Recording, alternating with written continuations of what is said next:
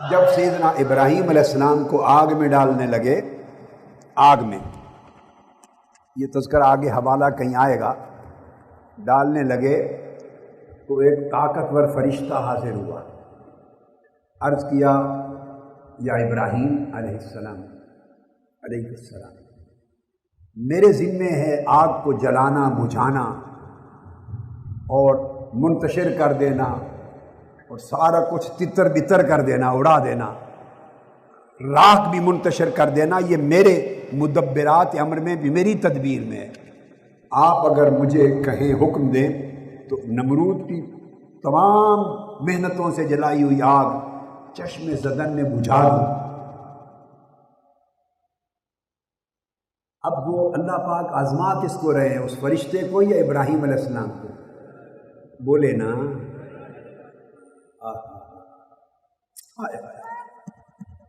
ابراہیم علیہ السلام کا جواب سنو، فرماتے ہیں فرشتے تیرا بڑا شکریہ، تو جا، میرا معاملہ میرے محبوب کے ساتھ ہے، ہو لینے دے۔ وہ نہیں دیکھ رہا کہ میرے لیے آگ جلائی گئی ہے، وہ نہیں دیکھ رہا کہ میں عن قریب اس آگ میں پھینکا جا رہا ہوں، اور اسے نہیں معلوم کہ اس کو میں نے اپنا نبی بنایا ہے، رسول بنایا۔ جا، مجھے تیری مدد نہیں چاہیے۔ پھر جبرائیل امین آئے، عرض کیا سیدنا ابراہیم علیہ السلام سے کہ آپ اجازت دیں تو میں آگ کو بجھا دوں۔ آپ نے فرمایا نہیں، مجھے آپ کی مدد نہیں چاہیے، ہٹا دیا ملائکہ۔ یہی آزمائش تھی، آزمایا جا رہا تھا، اور پھر یہاں پر روک نہیں دیا، پھر وہ وقت آیا انہوں نے منجنیقیں جلائیں، اٹھائیں، اور ابراہیم علیہ السلام کو دور سے آگ کی تپش دور تک جاتی تھی تو اٹھا کر آگ کے اندر پھینک دیا۔ جب آگ میں پھینک دیے گئے، دشمن نے جو کرنا تھا کر ڈالا، دشمن کے ہاتھ نہیں روکے، نمرود کے ہاتھ نہیں روکے، وہ جو کرنا چاہتا تھا وہ کر دیا، اس نے کرنے دیا۔ جب ڈال دیے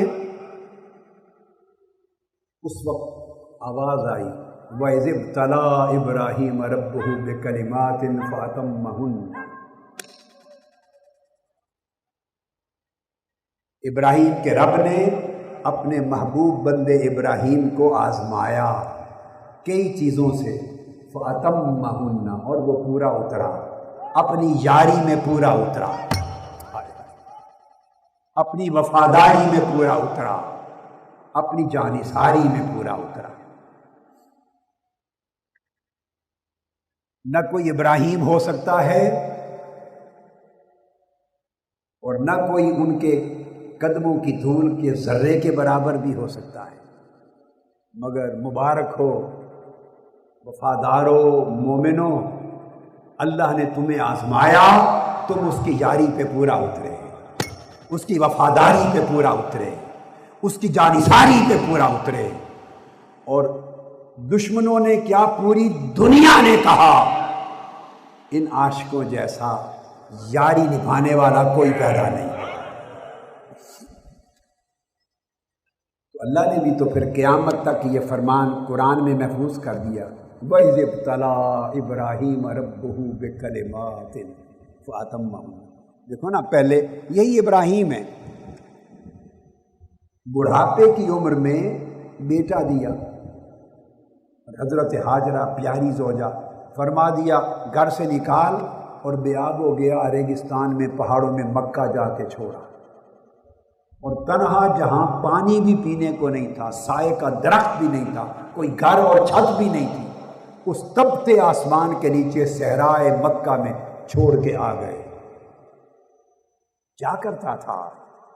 ہائے ہائے، فرمایا جا اس تپتے صحرا میں چھوڑ کے آ جا، بچے کو بھی، دودھ بھی، چھوٹے بچے کو بھی، اس کی ماں کو بھی، اور وہ چھوڑ کے آ گئے۔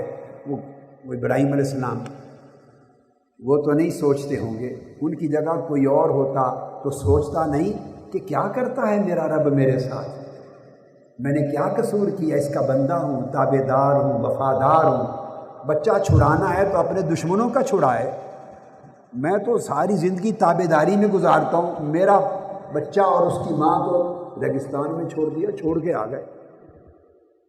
جب جوان ہوا، عمر تھوڑی بڑی ہوئی، پھر فرمایا ابراہیم اس کو ذبح کر دے۔ ہائے ہائے، ارے اس سے بڑی بھی آزمائش کسی پر آئے گی؟ بتائیں نا، بتائیں سوچ کر، اس سے بڑی آزمائش رب کہے اپنے محبوب پیغمبر کو اپنے ہاتھوں سے چھری سے ذبح کر دو۔ آپ اس لمحے کا تصور کریں کیا کیفیت ہوگی۔ کوئی اور ذبح کر دے اور بات ہوتی ہے، کوئی اور ذبح کر دے نا، دشمن، ڈاکو، قاتل، اور بات ہوتی ہے۔ یہاں ڈاکوؤں، چوروں، دشمنوں نے ذبح کیا، وہ قاتل، ظالم، ان کا کام ہے، کرتے رہتے ہیں، یہ اور آزمائش ہے۔ مگر حکم دے اپنے محبوب بندے کو اور عالی مرتبت بندے کو جو پیغمبر ہے، جد الانبیاء، اس کو کہے کہ اپنے ہاتھوں سے ذبح کر دو۔ سوچیں کوئی آزمائش کی بھی حد ہوتی۔ اور پھر اس بیٹے سے کہا کہ بیٹے اب تو بتا، مجھے آج رات حکم آیا ہے کہ تجھے ذبح کر دوں۔ حضرت اسماعیل علیہ السلام جواب دیتے ہیں، ابا جان جو حکم آیا ہے وہ کر گزریے، ایک لمحہ بھی دیر نہ کیجیے، کہیں محبوب کے حکم کی تعمیل میں تاخیر نہ ہو جائے۔ میری فکر نہ کریں، مجھے صبر کرنے والوں میں پائیں گے۔ یہ لفظ تھا استعینوا بالصبر، صبر کے ذریعے میری مدد چاہو، ستجدنی انشاءاللہ من الصابرین۔ اس حکم دینے والے رب نے اگر چاہا تو مجھے صبر کرنے والوں میں پائے گا۔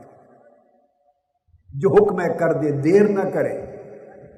اور پھر چھری چلا دی، تو چھری سے پہلے بھی روک سکتا ہے نا، چھری چلوا کر پھر روک دیا۔ اور پھر اس کے بعد اپنی ذات آ گئی، پہلے بیوی اور بچے سے آزمایا، پھر بچے کو ذبح کروا کے آزمایا۔ جب ابراہیم یاری میں دونوں باتوں میں پورے اترے تو کہا اب اس کے اوپر آزمائش کرتے ہیں، آگ میں پھینک دیا۔ جب آگ میں پھینکوا دیا، ڈال دیا اور آگ جلانے کے لیے تیار ہو گئی، اس وقت آگ کو حکم دیا، ابراہیم کو نہیں بتایا، ابراہیم کو نہیں بتایا۔ ابراہیم گھبرا نہیں، میں آگ کو گل و گلزار کر دوں گا، یہ آگ کو حکم نہیں دیا۔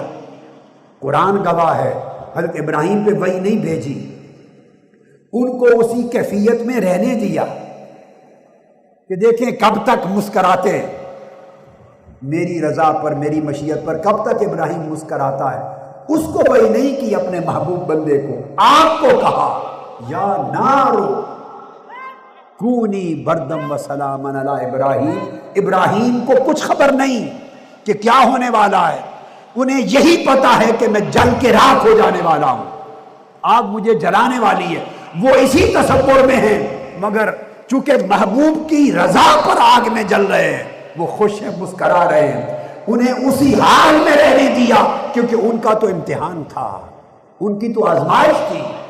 آگ سے بات کی، رب نے آگ سے بات کی ہے، آگ جلانا نہیں، گل و گلزار بن جا اور ایسی ٹھنڈی ہو کہ ٹھنڈک بھی نہ لگے، جلا بھی نہیں اور اسے سردی بھی نہ لگے، گلزار بن جا، معتدل بن جا۔ آگ سے باتیں کی۔ ابراہیم علیہ السلام سوچتے ہوں گے کیا بنا اس آگ کو جلاتی کیوں نہیں؟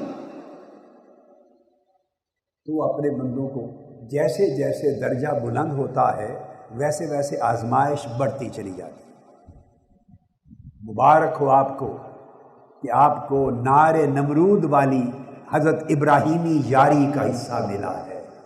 یہ باب ہماری تحریک میں ابھی تک لکھا نہیں گیا تھا، یہی کمی تھی، رب نے اس باب کو بھی لکھوا دیا ہماری تاریخ میں۔